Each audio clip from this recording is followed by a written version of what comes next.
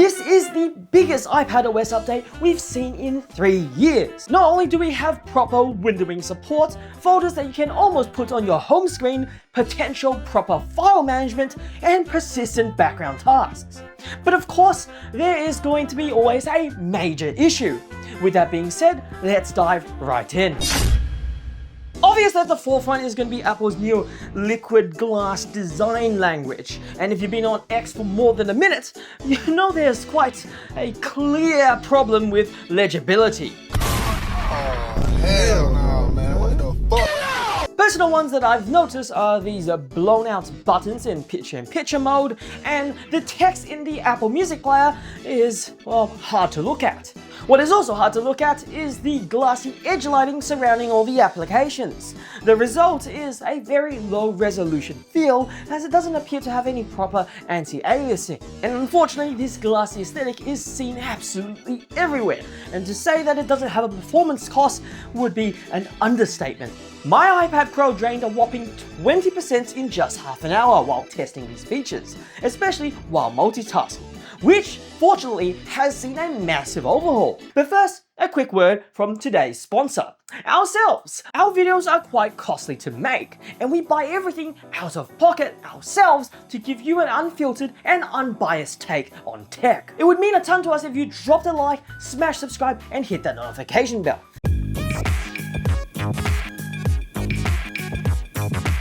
Apple's new redesigned windowing system works more like macOS, even going as far as to having window control buttons. These buttons allow you to do the usual, which means to exit, minimize, or full screen. But a long press gives you full window snapping support. You can grab an app by its top bar and then throw it into a corner to have it snap. And yes, you do have to throw it there, not just move it there, because it won't work if you do that. And then bang! Split screen multitasking. And if you want to have triple split screen multitasking, all you gotta do is hold down the menu bar and then click on the triple split screen. And if 3 isn't enough for you, why don't you try quadruple split screen? But let's say you've opened too many apps. Just drag up and hold, and then expose. This allows you to click on any app in the background and have it being brought to the front, just like on macOS. If you thought the positives end there, they don't. The menu bar from macOS is now on the iPad, which lets you quickly access quick commands to easily access app-specific shortcuts. If you're not familiar with this is an absolute game changer, as it allows you to perform tasks much more elegantly. Say I want to move a bunch of files or copy a bunch of photos, but I don't want to use the universal drag and drop. I can instead select my files, then go to the edit menu, click copy, and then go to the destination I want my stuff to be in, and then just click paste.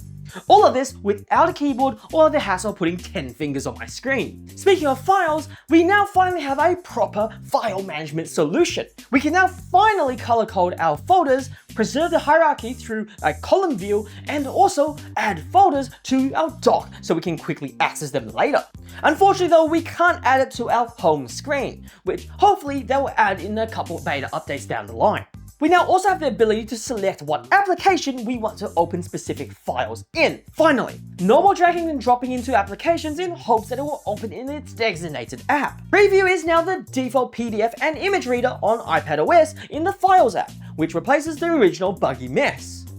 This version is so much better, allowing you to quickly crop and copy things, annotate and add text, and do everything including converting PDFs to images or images to PDFs. What is also much like macOS is the new mouse cursor. Gone is the horrible ball and in is an actual pointer. Everything so far is making me really optimistic to use an iPad Pro as a computer alternative. And with the fact that DaVinci Resolve is already available on the iPad, I was curious to see, for light edits, could I replace my big, heavy, and loud laptop with my iPad Pro? So the first thing I did was plug in an external drive to see whether or not I could eject or repair it. I could not. This is a major issue that would deter me from using the iPad for live read and write tasks like video editing. But to Apple's credit, or well, oversight, when pointing macOS's menu bar here, there does appear to be an eject function that isn't implemented yet. Thankfully though, we now do have a progress bar and time estimation for file transfers, which seems to be quite accurate, as in my usage of unplugging drives, I haven't yet encountered a corruption. But there you guys have it, an early look at iPadOS 26. I believe it's going in the right direction, but personally I do believe if you have a Magic Keyboard, Apple should at least give us an option to just boot into macOS, or at least install macOS applications. But the real question is, should you install it? Well, currently it's in developer beta, which means it needs a lot of time to be smoothed out. There are many problems like the corner of the keyboard looking absolutely awful, Discord and many other apps getting cut off at the top sometimes while resizing windows, and full out crashing if you try to open too many windows while multitasking. Your device also starts to tank in battery life and also becomes a hand warmer, nice and toasty. But despite all this, I went ahead and installed it anyways, as I was just too excited to wait. This was literally me right after Apple's announcement. Oh, what update. Put password in. I'd say if you're tired of iPadOS being completely useless, this is stable enough to be used daily. The bugs are pretty minor and recover quickly with an app restart. But don't count on it if you're away from a charger or you need to rely on your device for critical tasks. But what do you think? Has Tim finally cooked, or is the iPad still cooked? Have they missed anything you wish to see? Let us know in the comment section below, or join our Discord server to join us live. Thanks a ton for watching, and I'll see you guys next time.